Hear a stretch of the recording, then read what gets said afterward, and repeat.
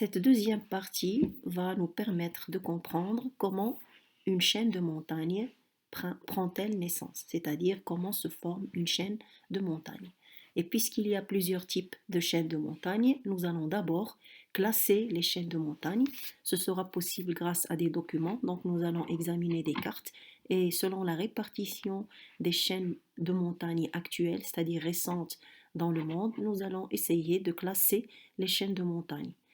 Par la suite, lorsqu'on saura qu'il y a, par la suite, on saura qu'il y a trois types de chaînes de montagne, nous allons procéder à l'étude de chaque type de chaîne de montagne séparément. Donc, pour chaque type de chaîne de montagne, nous allons découvrir les caractéristiques topographiques, c'est-à-dire nous allons décrire l'altitude relative, parce que les chaînes de montagne vont être différentes légèrement concernant la moyenne de l'altitude pour chaque type de chaîne de montagne. Ensuite, nous aurons à décrire les caractéristiques structurales ou tectoniques, c'est-à-dire nous allons décrire les déformations subies par les roches. Par exemple, normalement, une roche a sa formation au début, elle a une structure tabulaire, c'est-à-dire elle a une forme horizontale, mais dans la nature, quelquefois, on va trouver que cette forme horizontale n'existe pas, c'est-à-dire les caractéristiques géométriques de la couche ne sont plus les mêmes. Donc, nous allons décrire ensemble les déformations subies par les roches. La troisième partie de cette description, ce sont les caractéristiques pétrographiques, c'est-à-dire nous allons décrire pour chaque type de chaîne de montagne l'ensemble des roches, de quoi est-elle formée, la nature de ces roches. Bien sûr, en étudiant ces caractéristiques topographiques, structurales et pétrographiques, ceci nous permettra de parvenir à la dernière partie de chaque chaque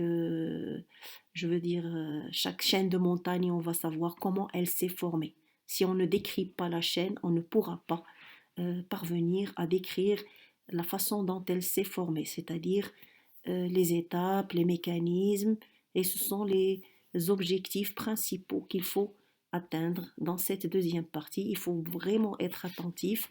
C'est vraiment, au début, c'est difficile, mais lorsqu'on a l'habitude de reprendre pour chaque chaîne l'étude de ses caractéristiques, on va s'habituer et donc ça va nous être relativement facile. Dans cette carte, nous observons la répartition des chaînes de montagnes récentes dans le monde, ici représentées par deux ceintures. La première ceinture ici en rouge, c'est la ceinture de feu du Pacifique. C'est un ensemble de chaînes de montagnes qui entourent le Pacifique. Je vais la diviser en deux, vous allez voir comment.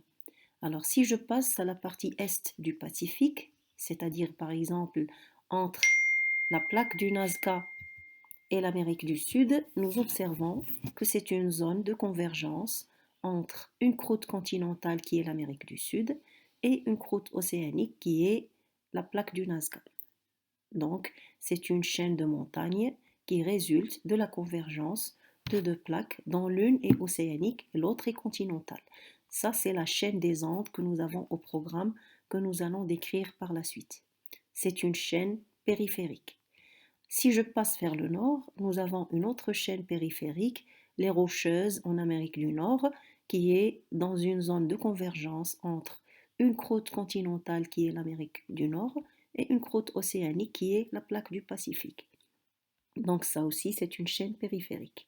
Mais dans la partie ouest du Pacifique, l'ensemble des chaînes de montagnes ne sont pas des chaînes périphériques. Ce sont des chaînes qui résultent de la convergence d'une croûte océanique, qui est la plaque du Pacifique, et d'une autre croûte océanique. Ce sont de petites mers qui se trouvent de l'autre côté de la chaîne. Alors je vais prendre des exemples. Par exemple, nous avons les Aléoutiennes au nord du Pacifique, nous avons le Japon, les Philippines, les Nouvelles-Hébrides et la Nouvelle-Zélande. Ce sont des chaînes de montagnes sous forme d'archipels qu'on appelle les arcs insulaires. Donc, je résume cette première partie. La ceinture de feu du Pacifique, c'est un ensemble de chaînes de montagnes qui résulte de la convergence d'une lithosphère océanique avec une autre lithosphère, ou bien continentale ou bien océanique. Donc, c'est un ensemble de chaînes qu'on appelle les chaînes de subduction. Donc, la ceinture de feu du Pacifique, c'est tout simplement un ensemble de chaînes qu'on appelle les chaînes de subduction. Il y en a deux types. Les chaînes périphériques, où la convergence se fait entre une lithosphère océanique et l'autre est continentale. Les arcs insulaires, c'est l'ensemble des chaînes de montagnes qui résultent de la convergence de deux lithosphères, toutes les deux océaniques. Maintenant, je passe à l'autre ceinture. C'est une ceinture qui commence par Gibraltar, en allant vers les Pyrénées au nord de l'Espagne, les Alpes au nord de l'Italie. Ensuite, nous avons les Himalayas en Inde, c'est-à-dire au nord de l'Inde, entre l'Inde et le Tibet. Et nous avons de l'autre côté, au sud de l'Asie aussi. Alors l'ensemble de ces chaînes représentées ici en vert, c'est la ceinture téticienne. Si je prends l'exemple de l'Himalaya, par exemple, je constate que la convergence se fait entre deux lithosphères, toutes les deux continentales. C'est un ensemble de chaînes qu'on appelle les chaînes intracontinentales ou les chaînes de collision. Enfin, il existe une chaîne de montagnes ici à Oman, dans la péninsule d'Arabie, c'est-à-dire Shib el-Jazira al-Arabiya. Alors, c'est une petite chaîne de montagnes qu'on appelle chaîne d'obduction. Et donc, si je fais le résumé de toutes les chaînes de montagnes que nous allons étudier, nous avons les chaînes de subduction qui appartiennent à la ceinture de feu du Pacifique, les chaînes de collision, par exemple l'Himalaya, et les chaînes d'obduction, par exemple au mont. Récapitulons donc, nous avons trois types de chaînes de montagne. Nous avons les chaînes de subduction, les chaînes d'obduction et les chaînes de collision. On va commencer par les chaînes de subduction. Donc, pour commencer les chaînes de subduction, nous allons d'abord, avant de définir la subduction, parce que c'est un phénomène nouveau pour nous, avant de la définir, nous allons d'abord chercher dans une chaîne de subduction. Par exemple, on va prendre les Andes au niveau de l'Amérique du Sud et on va essayer de trouver les marqueurs de la subduction, c'est-à-dire quels sont les indices à partir desquels on dit qu'il y a un phénomène de subduction. Cela va nous permettre de comprendre ce qu'est la subduction qui caractérise ces types de montagnes. Ensuite, après avoir trouvé les 6 marqueurs de la subduction, nous allons aborder les caractéristiques d'une chaîne de subduction. Comme j'ai dit tout à l'heure, les caractéristiques topographiques, les caractéristiques pétrographiques et les caractéristiques structurales, c'est-à-dire tectoniques. Enfin, pour terminer ce chapitre, cette petite partie, donc nous allons travailler les phénomènes magmatiques et tectoniques qui vont nous expliquer comment se forme une chaîne de subduction. La cordillère des Andes, c'est une chaîne de subduction, comme on peut remarquer sur cette carte, qui est située dans la marge ouest du continent sud-américain. C'est une chaîne périphérique ou c'est une chaîne de subduction. Donc, on va essayer de relever à partir des documents suivants l'ensemble des marqueurs du phénomène de subduction, les indices qui marquent la subduction. On va commencer d'abord par cette partie-là. Nous remarquons cette ligne où il y a de petits triangles qui indiquent une dénivellation, c'est-à-dire une zone très très profonde parallèle à la chaîne. Cette partie profonde parallèle à la chaîne est ce qu'on appelle une fosse océanique. On va essayer de la voir par la suite. On peut voir ici l'Amérique du Sud et dans sa partie ouest, nous avons la cordillère des Andes, c'est-à-dire la chaîne des Andes. C'est une chaîne périphérique comme il se voit sur ce document. La chaîne des Andes atteint une altitude de 7000 mètres et précisément le plus haut sommet atteint 7021 mètres. Et donc c'est une morphologie positive, c'est-à-dire c'est un relief positif. Et si on constate la partie droite, la partie gauche, c'est-à-dire la partie ouest du document, on s'aperçoit une zone très très profonde qui atteint 8000 mètres de profondeur, qui constitue un relief négatif. Cette partie profonde qui constitue la fosse océaniques, particulièrement la fosse des Andes, constitue un marqueur de la subduction. C'est-à-dire on ne peut voir des fosses océaniques qu'au niveau des zones de subduction. Parmi les autres marqueurs de la subduction, il y a une activité volcanique intense sous forme de grands volcans, des volcans sous forme conique de hauteur très très élevée, et ce sont des volcans surtout explosifs, c'est-à-dire ce sont des volcans à partir desquels il y a émission de lave, émission de blocs de roches qu'on appelle l'andésite. Donc ce sont des volcans explosifs andésitiques.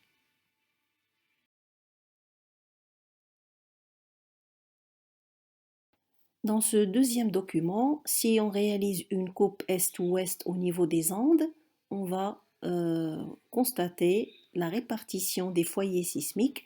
En effet, il existe des foyers sismiques superficiels, c'est-à-dire proches de la surface, et plus on s'éloigne de la fosse, plus les foyers sismiques deviennent de plus en plus profonds. Donc on va déduire que la répartition des foyers sismiques se fait selon un plan incliné qu'on appelle le plan de Wadati-Benioff. Ceci aussi est un marqueur qui témoigne d'un phénomène de subduction.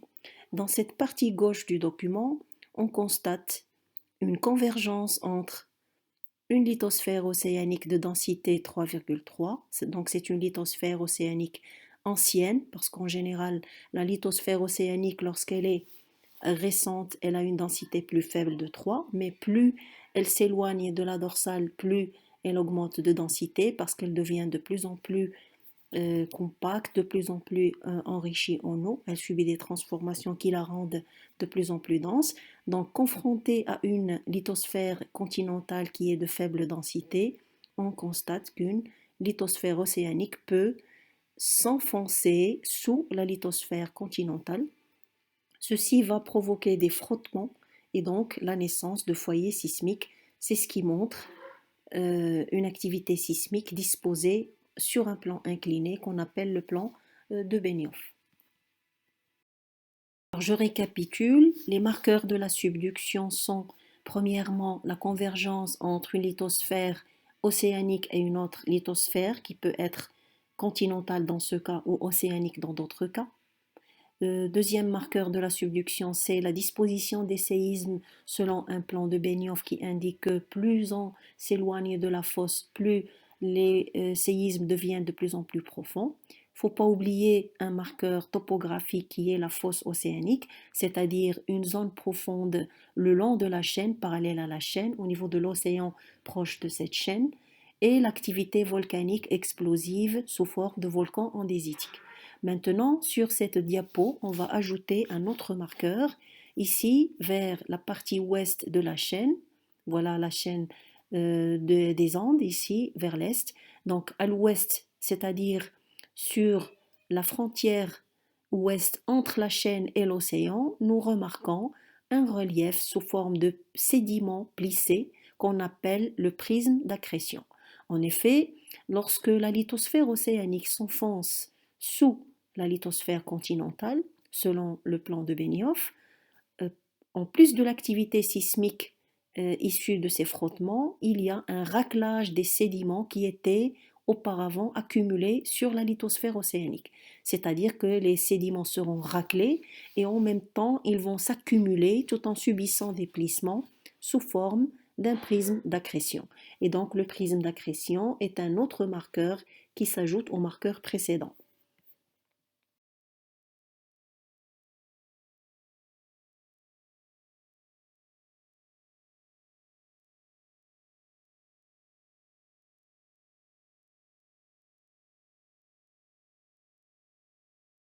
Ce document représente le sixième marqueur de la subduction, ce qu'on appelle l'anomalie thermique. Alors, je vais voir la partie ouest de cette zone, c'est-à-dire la partie gauche du document. D'abord, on va observer de la surface vers la profondeur, on constate 200 degrés, 400 degrés, 600 degrés. Cela veut dire une augmentation de la température avec la profondeur. Cette propriété du globe terrestre s'appelle le gradient géothermique. Si on observe le gradient géothermique loin d'une zone de subduction, c'est un gradient géothermique normal, c'est-à-dire si je veux lui donner une valeur, si je m'enfonce d'1 kilomètre, il y a une augmentation de température de 30 degrés. À chaque fois que j'ajoute 1 kilomètre de profondeur, il y a 30 degrés de température qui augmentent. C'est une valeur moyenne du gradient géothermique des zones stables du globe terrestre, c'est-à-dire les zones qui n'ont pas d'activité géologique. Bien sûr, si je passe à des zones géologiquement actives, il ne sera pas de même. Alors, pour généraliser le gradient géothermique, je vais passer un petit peu, je m'approche de la zone de subduction, j'essaie de voir les zones de même profondeur, je constate que les zones de même profondeur ont la même température. Pour cela, on peut tracer des courbes. Ici, ce sont des courbes représentées en pointillés qu'on appelle des isothermes ou des lignes d'égale température. On constate loin d'une zone de subduction que les lignes d'égale température sont uniformes et parallèles et presque horizontales. Donc c'est ça ce qui caractérise le gradient géothermique normal. Pour mieux le comprendre, on va se diriger vers la fosse. Au niveau de la fosse, si je veux trouver 200 degrés, je ne vais pas la trouver à la même profondeur que les zones loin de la fosse. Il faut que je m'enfonce davantage à une profondeur plus importante pour trouver cette température de 100. Il est de même pour 600, pour 800 et pour 1200, etc. C'est-à-dire, plus je m'enfonce, il y a une augmentation de température, c'est-à-dire il y a un gradient géothermique, mais l'augmentation de la température se fait à une allure inférieure à la normale. C'est pour cela qu'on parle d'une anomalie thermique négative, c'est-à-dire un gradient géothermique inférieur à la normale.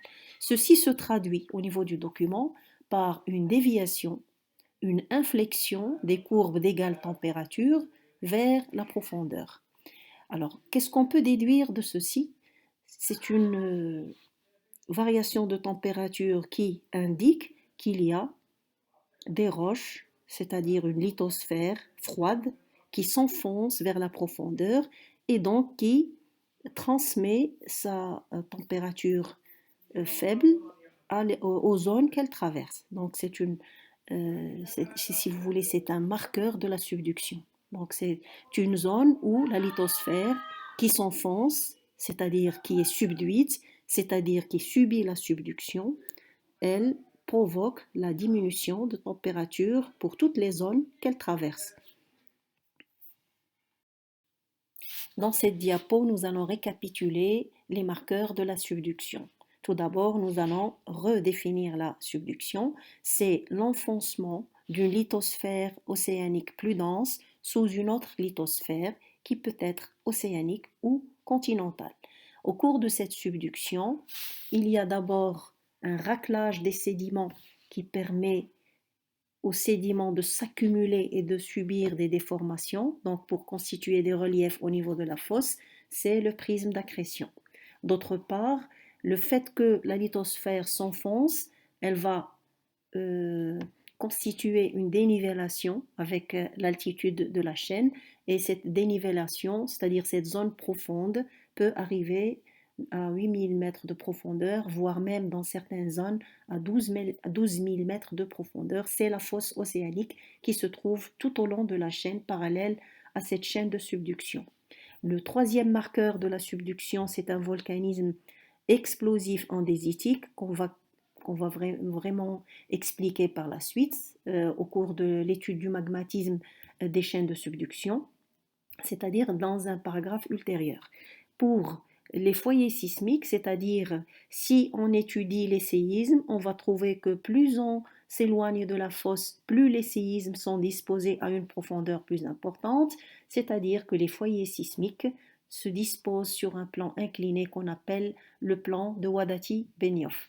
Alors, cette activité sismique témoigne de frottements qui s'établissent au cours de la subduction, c'est-à-dire lorsque la lithosphère océanique s'enfonce, elle va se frotter, puisque les matériaux sont rugueux, les roches, lorsqu'elles s'enfoncent, et donc il y a des frottements qui provoquent la naissance d'ondes sismiques qui se propagent vers la surface. et donc ça témoigne d'une subduction. Pour le marqueur suivant, c'est le type de convergence. Il fallait que je commence avec ce marqueur. Le type de convergence, dès qu'on voit que deux lithosphères dont l'une est océanique se confrontent, il est obligatoire d'admettre que c'est la lithosphère océanique la plus dense qui va s'enfoncer. Euh, pour comparer deux lithosphères océaniques, je dirais qu'ils ont la même densité. Ce n'est pas toujours le cas. Les lithosphères, lorsqu'elles sont anciennes, elles ont en général une densité plus importante. Et donc, lorsque deux lithosphères océaniques se confrontent, lorsqu'elles convergent, c'est la plus dense qui va s'enfoncer sous la moins dense, dans le cas de ce qu'on appelle la subduction intra-océanique, qui donne ce qu'on appelle les arcs insulaires.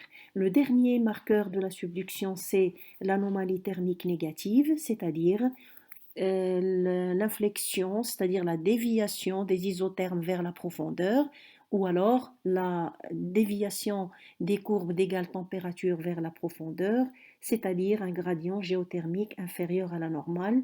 Lui aussi, il constitue un marqueur de la subduction dans la mesure où, lorsque la lithosphère océanique froide, parce qu'elle est à la surface, c'est-à-dire à une profondeur faible, elle s'enfonce vers la profondeur, vu sa grande taille et vu sa température faible, elle va refroidir toutes les zones par où elle passe, impliquant ce gradient géothermique inférieur à la normale. Dans ce document, on va s'intéresser aux caractéristiques pétrographiques, tectoniques de la chaîne de subduction. Nous n'avons pas ici les caractéristiques topographiques. Donc, cette coupe ne permet pas de relever les caractéristiques topographiques. On va se contenter de décrire les caractéristiques pétrographiques et tectoniques. Je commence par les caractéristiques pétrographiques. Je rappelle que les caractéristiques pétrographiques constituent la description de la nature des roches.